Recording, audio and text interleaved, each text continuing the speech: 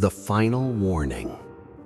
At 2:17 a.m., the emergency broadcast tone cut through the silence of a sleeping nation. Phones vibrated across kitchen counters. Televisions flickered on by themselves. Car radios activated in empty driveways. The message was only 7 words long. This is your final warning. Be ready. No logo, no government seal, no explanation. Within minutes, it was trending everywhere. Some called it a hack, some blamed a foreign cyber attack. But in a small church in rural Texas, Pastor Elijah dropped to his knees. He had preached for years that one day there would be a moment when mercy and judgment would stand face to face. He just didn't expect to see it begin like this. Meanwhile, in Chicago, a single mother named Renee stared at her phone. She hadn't been to church in years. She believed in God, just not enough to change her life. She whispered, "Warning for what?" Across the country, strange signs followed. The sky carried an unusual glow at dusk. Birds went silent at sunrise. A heavy stillness settled over cities like the air before a tornado. People felt it, that unexplainable weight in the chest, the sense that history was holding its breath. Then came testimonies, videos of children speaking about dreams of trumpets, veterans describing a sound they couldn't compare to anything earthly.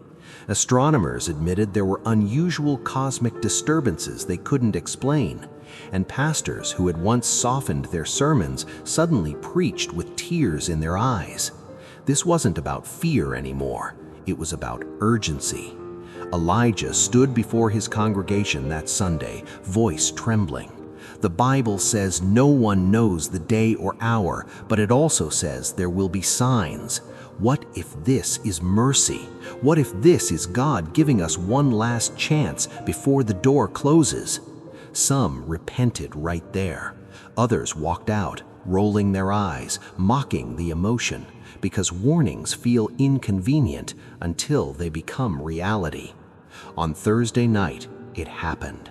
No countdown, no dramatic explosion, just a sound. Clear, powerful, undeniable. Like a trumpet splitting the sky, light pierced through darkness, and in an instant, millions vanished.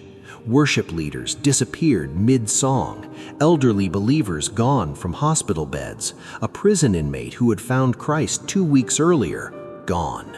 But Renee was still there.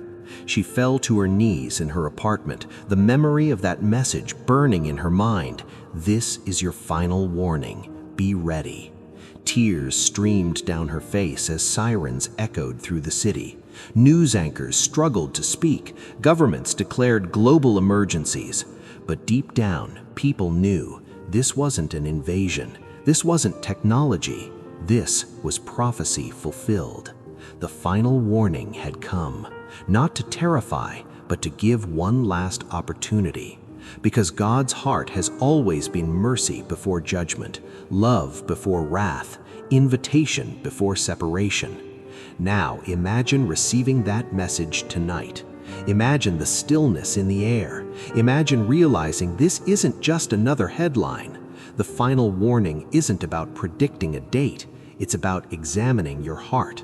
Are you living ready? Not perfect, but surrendered. Not religious, but transformed. Because when the trumpet sounds, there won't be time to negotiate. There won't be time to say, "I meant to." There will only be those who were ready and those who wish they had listened. The final warning isn't just a title, it's a question echoing into your soul. If the message appeared on your phone right now, would you be prepared?